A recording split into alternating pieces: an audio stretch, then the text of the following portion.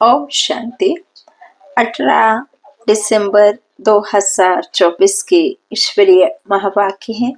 आज के साकार मधुर मुरली के सार में मीठे मीठे प्यारे प्यारे शिव बाबा ने कहा, मीठे बच्चे, सर्वशक्तिमान बाप से बुद्धि योग लगाने से शक्ति मिलेगी। संसार का शक्तिदाता, संसार में जो स्रोत है शक्ति का, वो सिवाय परमात्मा के कोई नहीं है। तो परमात्मा के साथ में जब तक आपका बुद्धि योग नहीं लगेगा, जब तक आपका उनके साथ में संबंध नहीं जुड़ेगा, तब तक आपकी बैटरी चार्ज नहीं होगी। इसलिए बाबा कह रहे हैं, सर्वशक्तिमान बाप से बुद्धि योग लगाने से शक्ति मिलेगी।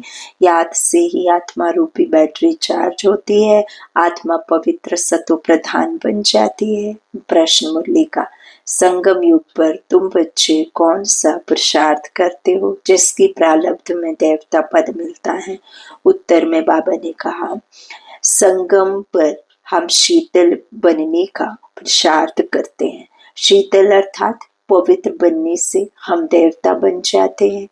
जब तक शीतल ना बने तब तक देवता भी बन नहीं सकते। संगम पर ही शीतल देवियां बन सब पर ज्ञान के ठंडे छींटे डाल सबको शीतल करना है, सबकी तपत बुझानी है, खुद भी शीतल बनना है और सबको भी बनाना है। ओम शांति। बच्चों को पहले पहले एक ही बात समझने की है कि हम सब भाई भाई हैं और शिव बाबा सभी का बाप। उन्हें सर्वशक्तिमान कहा जाता है। तुम्हारे में सर्वशक्तियां भी, तुम सारे विश्व पर राज्य करते हो। बाबा कहते तुम्हारे में सर्वशक्तियां थी, तुम सारे विश्व पर राज्य कर सकते हो, है ना? तो करते थे और करोगे। तो बाबा कहते हैं, भारत में इन देवी देवताओं का राज्य था, तुम ही पवित्र देवी देवता थे। तुम्हारे कुल व डायनेस्टी में सभी निर्विकारी थे, जिसमें किसी भी प्रकार का कोई विकार नहीं था। कौन निर्विकारी थे? शरीर नहीं, आत्माएं। अभी फिर से तुम निर्विकारी बन रहे हो, सर्वशक्तिमान बाप की याद से शक्ति ले रहे हो। बाप ने समझाया है, आत्मा ही 84 का पाठ बजाती है। आत्मा में ही सतो प्रधानता की ताकत थी, वह फिर दिन प्रतिदिन कम होती जाती है। सतो प्रधान से तमो प्रधान तो बनना ही है। जैसे बैटरी की ताकत कम हो जाती है तो मोटर खड़ी हो जाती है, बैटरी डिस्चार्ज हो जाती है। आत्मा की बैटरी फुल डिस्चार्ज नहीं होती, कुछ ना कुछ ताकत रहती है। जैसे कोई मरता है तो दीवा जलाते हैं, उसमें घृत डालते ही रहते हैं कि कहाँ जोत बुझ ना जाए। अभी तुम बच्चे समझते हो, तुम्हारी आत्मा में पूरी शक्ति थी। अभी ज्ञान घृत कम हुआ, तो ज्ञान घृत के कम होने से तुम्हारी आत्मा की ज्योति जो है उसमें कम ताकत बची हुई है, एकदम बुझती नहीं है। अभी तुम बच्चे समझते हो कि तुम्हारी आत्मा में वो शक्तियां जो थी अभी नहीं है। तो अभी तुम फिर सर्वशक्तिवान मान बाप से अपना बुद्धि योग लगाते हो, अपने में शक्ति भरते हो, क्योंकि शक्ति कम हो गई है। शक्ति एकदम खत्म हो जाए तो शरीर ही ना रहे, आत्मा बाप को याद करते करते एकदम प्योर हो जाती है। सतयुग में तुम्हारी बैटरी फुल चार्ज रहती है, फिर धीरे धीरे कला अर्थात बैटरी कम होती जाती है। कलयुग अंत तक आत्मा की ताकत एकदम थोड़ी रह जाती है। जैसे ताकत का देवाला निकल जाता है, बाप को याद करने से आत्मा फिर से भरपूर हो जाती है। तो अभी बाप समझाते हैं, एक को ही याद करना है।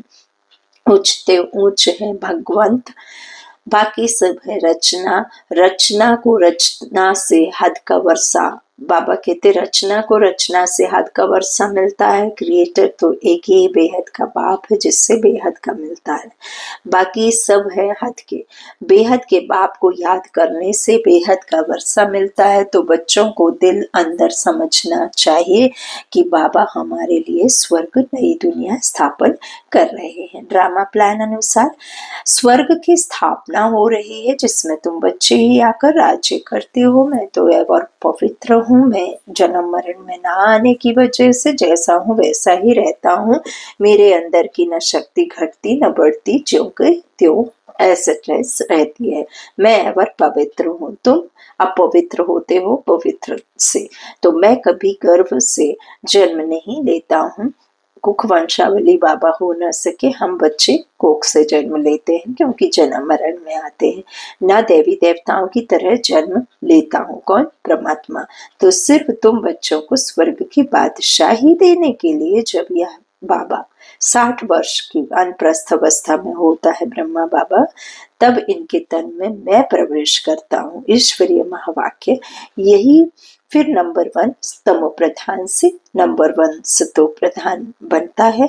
उच्चते उच्च है भगवान, फिर है ब्रह्मा विष्णु शंकर। सूक्ष्म वतनवासी, यह ब्रह्मा विष्णु शंकर कहाँ से आए? यह सिर्फ साक्षात्कार होता है। सूक्ष्म वतन बीच में कहा है ना, तो जहाँ स्थूल शरीर है नहीं, सूक्ष्म शरीर सिर्फ दिव्य दृष्टि से देखा जाता है। ब्रह्मा तो है सफेद वस्त्रधारी, वह विष्णु है हीरे जवाहरों के से सजाया। फिर शंकर के गले में नाग आदि दिखाते हैं, तो ऐसे शंकर आदि कोई हो नहीं सकता। दिखाते हैं अमरनाथ पर शंकर ने पार्वती को अमर कथा सुनाई। अभी फिर सूक्ष्म वतन में तो मनुष्य सृष्टि है नहीं, तो कथा कहाँ सुनाएंगे? कथा वहां कैसे सुनाएंगे? बाकी सूक्ष्म वतन का सिर्फ साक्षात्कार होता है। जो बिल्कुल पवित्र हो जाते हैं उनका साक्षात्कार होता है कि वहां एडवांस में जाकर के बैठ जाते हैं। परम धाम में भी नहीं, साक्षात्कार में बाबा कहते हैं उधर बैठ जाते हैं साक्षात होने के लिए, जब उनकी बिल्कुल अवस्था कर्मातीत हो जाती है तो वहां जाकर बैठ जाते हैं। यही फिर सतयुग में जाकर स्वर्ग के मालिक बनते हैं, समझा? तो बाबा कहते हैं साक्षात्कार होता है, यही फिर सतयुग में जाकर स्वर्ग के मालिक बनते हैं। तो बुद्धि में आना चाहिए कि इन्होंने फिर यह राज्य भाग्य कैसे पाया, लड़ाई आदि तो कुछ होती नहीं है, देवता हिंसा कैसे करेंगे? अभी तुम बाप को याद कर राजा ही लेते हो, कोई माने माना माने, गीता में भी है देह सहित देह के सब धर्मों को भूल माँ में कम याद करो। बाप को तो देह ही नहीं है जिसमें ममत्व हो। बाप कहते हैं थोड़े समय के लिए इस शरीर का लोन लेता हूँ, नहीं तो मैं नॉलेज कैसे दूं? मैं इस झाड़ का चैतन्य बीज रूप हूँ। मनुष्य सृष्टि रूपी झाड़ का चैतन्य बीज रूप परमात्मा है, तो इस झाड़ की नॉलेज मेरे ही पास है।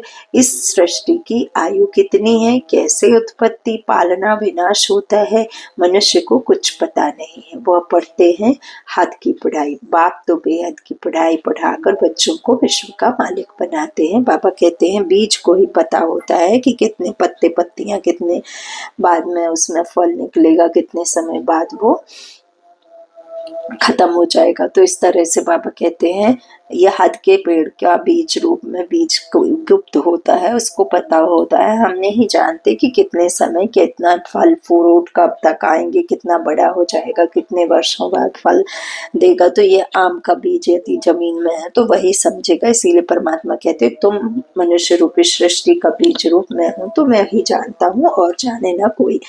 तो इस तरह बाबा कहते हैं भगवान कभी देहधारी मनुष्य को नहीं कहा जाता है, इन्हों को ब्रह्मा विष्णु शंकर को भी अपने सूक्ष्म देह है, इसलिए इन्हें भी भगवान नहीं कहेंगे। यह शरीर तो इस दादा की आत्मा का तख्त है, अकाल तख्त है ना। अभी यह अकाल मूर्त बाप का तख्त है। अमृतसर में भी अकाल तख्त है, बड़े बड़े जो होते हैं वहां अकाल तख्त पर जाकर बैठते हैं। अभी बाप समझाते हैं यह सब आत्माओं का अकाल तख्त है।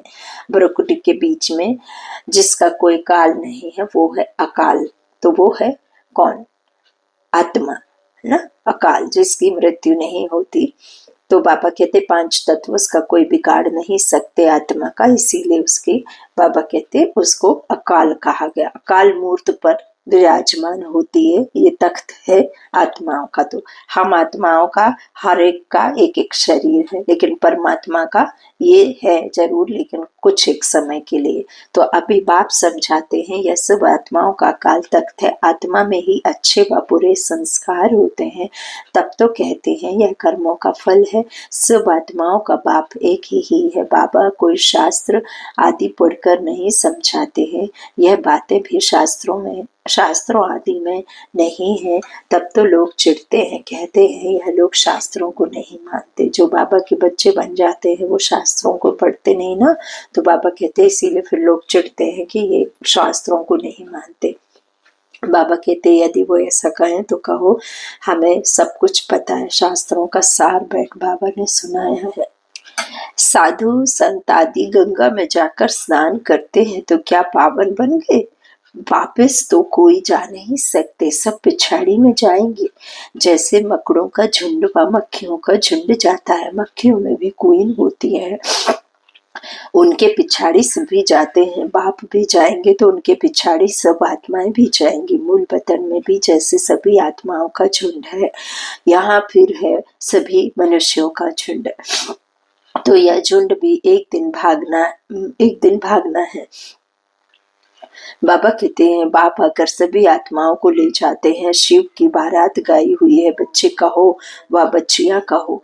बाप आकर बच्चों को याद की यात्रा सिखलाते हैं। पवित्र बनने भी कर आत्मा पर घर वापस जा नहीं सकती। जब पवित्र बन जाएगी तो पहले शांति धाम में जाएंगी, फिर वहां से आहिस्ते आहिस्ते आते रहते हैं। बुद्धि में यह समा जाना है। बाबा की बातें वृद्धि होती रहती है। बाबा कहते आहिस्ते आहिस्ते आते रहेंगे परम धाम से, और फिर मनुष्य रूपी झाड़ की वृद्धि आहिस्ते आहिस्ते होती जाती है।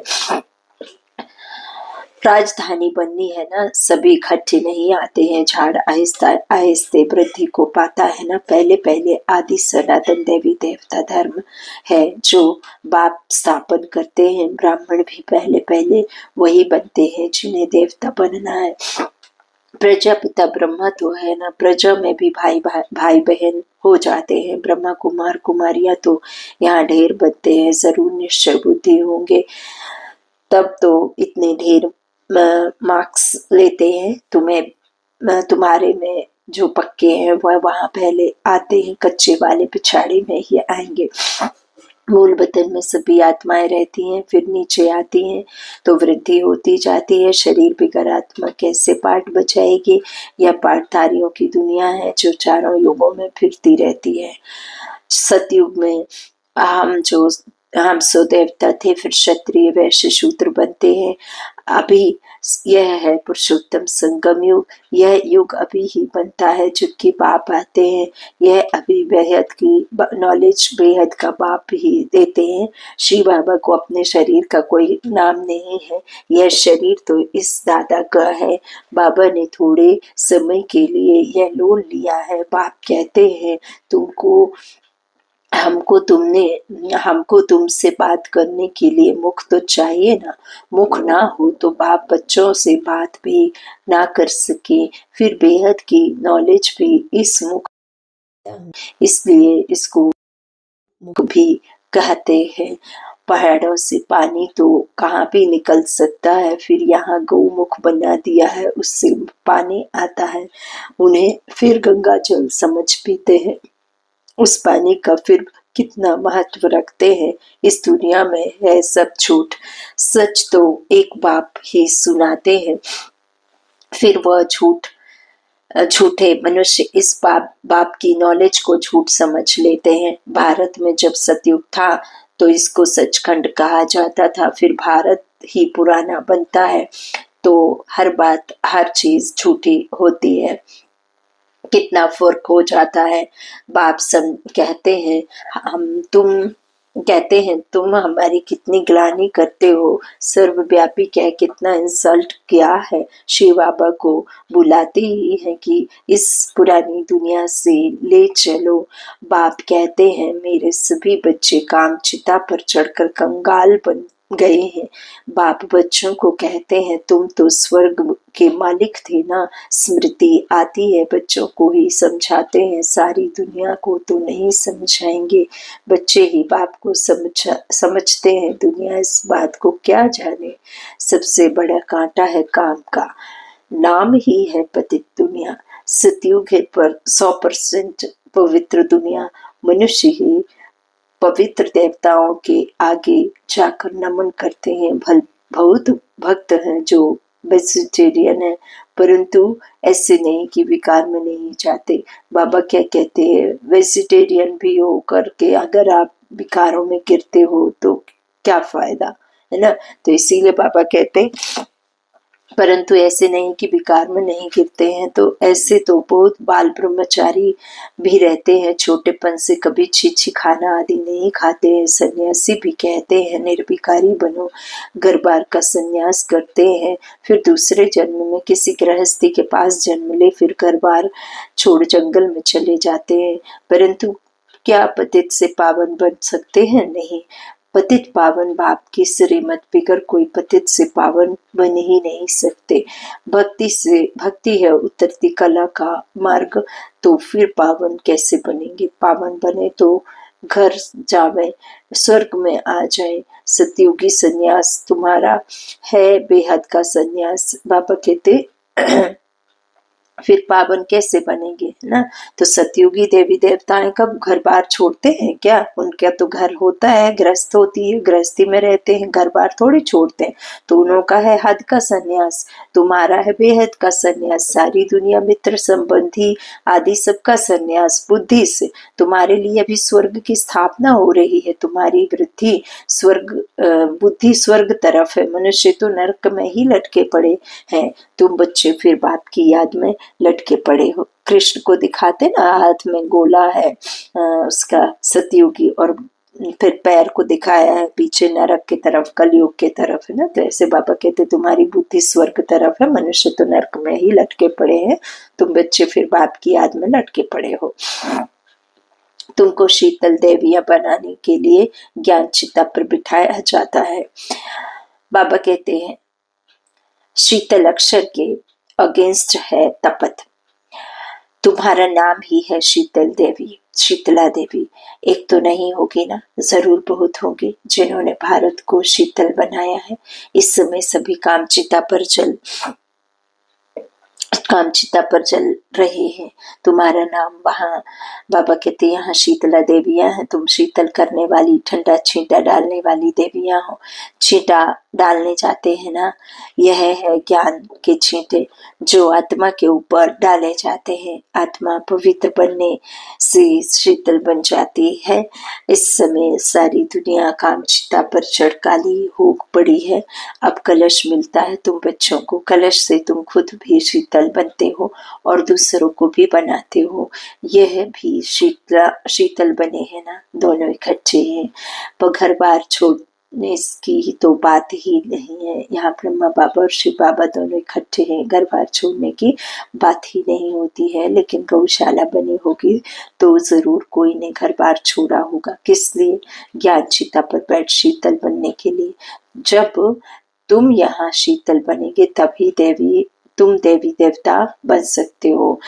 बाप कहते हैं अभी तुम बच्चों का बुद्धि योग पुराने घर की तरफ नहीं जाना चाहिए। बाप के साथ बुद्धि लटकी रहे कोई, क्योंकि तुम बच्चों को, बाबा कहते तुम सबको बाप के पास घर जाना है। बाप कहते हैं मीठे बच्चे, मैं पंडा बनकर आया हूँ तुमको ले चलने के लिए। यह शिव शक्ति पांडव सेना है, तुम हो शिव से शक्ति लेने वाली, वह है सर्वशक्तिमान। मनुष्य तो समझते हैं परमात्मा मरे हुए को जिंदा कर सकते, परंतु बाप कहते लाडले बच्चे, इस ड्रामा में हर एक को अनादि पार्ट मिला हुआ है। मैं भी क्रिएटर, डायरेक्टर, प्रिंसिपल, एक्टर हूँ। ड्रामा के पार्ट को हम कुछ भी चेंज नहीं कर सकते।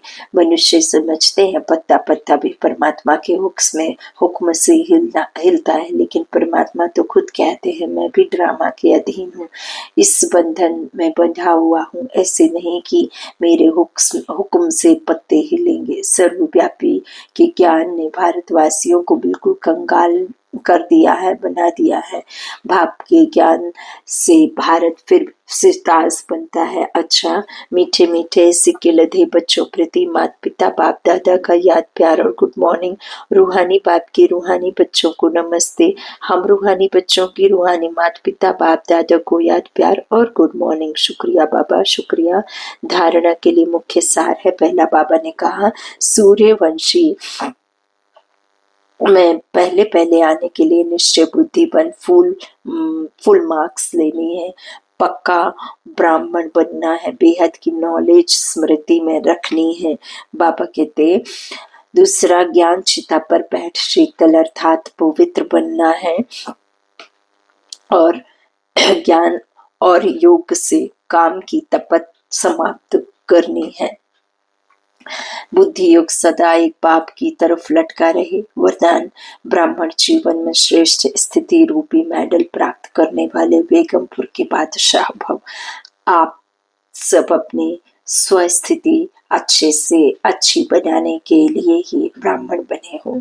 ब्राह्मण जीवन में श्रेष्ठ स्थिति ही आपकी प्रॉपर्टी है। यही ब्राह्मण जीवन का मेडल है। जो ये मेडल प्राप्त कर लेते हैं वह सदा चल अडोल एक स्थिति में रहते, सदा निश्चिंत बेगमपुर के बादशाह बन जाते हैं। वे सर्व इच्छाओं से मुक्त अच्छा इच्छा मात्र विद्या स्वरूप होते हैं। स्लोगन है अटूट विश्वास और फलक से कहो मेरा बाबा, तो माया समीप भी नहीं आ सकती। अटूट निश्चय और फलक से कहो मेरा बाबा, तो माया समीप भी नहीं आ सकती है। अच्छा, ओम शांति।